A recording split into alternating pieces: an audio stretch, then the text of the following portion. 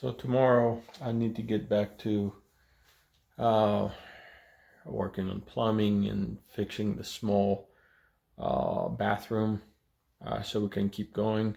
And we're in the last few stages of demolition, a few things to tear down, and then after that, we're gonna as soon as I can finish up the plumbing and hopefully I can get to the electricity. Um, as soon as we get that done, we can start on the building of the uh, building of pretty much building up the bathroom. So we're almost there. I'm guessing another 3 weeks maybe, hopefully less. But I've been running into a whole lot of snags with this job, a lot longer than I expected, and also we're kind of having family come to see us here in a couple of weeks, and so we need to start cleaning up a little bit. So we'll see what we can get to. Hopefully all of it.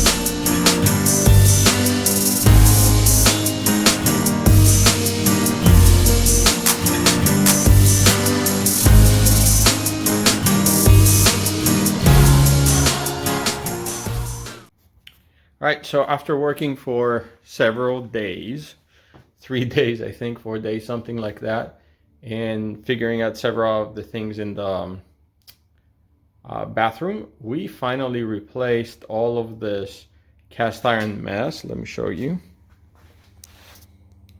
All this cast iron mess, and it might not look like much, but my foot is a foot long. So there's about 7-8 feet plus all those angled pieces and all of that going up there. So we put all of it with PVC, and this is what it looks like. That existed from before, and it will go out eventually because it's not in the right spot. But I put all PVC in here, went in there, went all the way into the toilet there, the sink there, and then this is for the new shower, and it goes way out that way, but you can't see the end of it because over the second vent. This is the first vent right here, and then here is the second vent. And you can, nope, you can't really see it, it's too dark in there. I can't see it either. Anyway, but that's what we did, and so it looks nice. It was a toughie, but I really like it. So after today, we didn't have that much time, so we pulled that side of the wall, and this is what we're finding behind. I mean, it's more or less what I expected. It's not too bad. It's just old insulation, and we're gonna be putting new.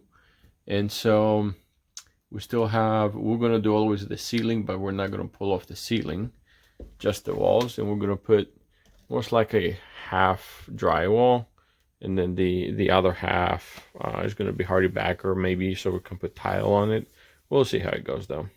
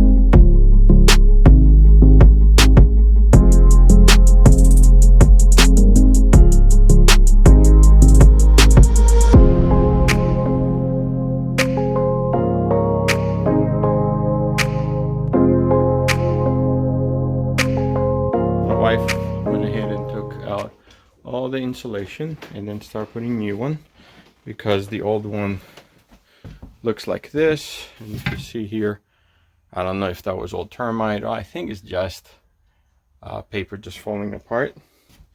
And so we've pulled the drain for the toilet. We pulled the drain for the shower. Almost everything is glued. The only thing that is not glued is the top one of that, because I need to patch up this side, put supports and everything in it. And then I did drill a couple of holes, one there and one under the wire there, and I had to go underneath. There are 3 beams that I had to go through there, and then there's this beam that I had to go through, and then there is another beam right there. So I've been trying to fish this CPVC through, so it goes from there all the way to the water line. And my house has all copper pipes, but I'm changing them slowly to CPVC. It is kind of hard for me to record while I am working on plumbing and wiring, because it's such tight spots and it's very difficult to take a video there. But let me show you what I've accomplished so far. Okay, so I pulled all the plumbing in, and if you turn this switch on, right there, or this one, it has water. And also I did the ones that are going to go into the shower, and I have primed them. They're ready. Eventually, when I put the faucet in, I'm going to turn them on, of course. So I've been starting with a little bit of wiring. I'm trying to do as much wiring with new wires as I can before I cut the old, turn off the electricity and cut the old ones. They're not really connected to anything, but I'm trying to do all the wiring, and then my idea is to have just the last wire to just plug into power so everything turns on. So here's what it's going to do, what's going to happen. That wire brings power all the way into the ceiling. I've installed a box in there. Then from there, power is going to go to this plug. Then from the bottom of this plug, power is going to go back up and down into a light switch. And then from the light switch, is going to turn on both of those, this light and the fan. And then this wire right here goes up into the ceiling and comes out over the shower, where I'm going to install waterproof light.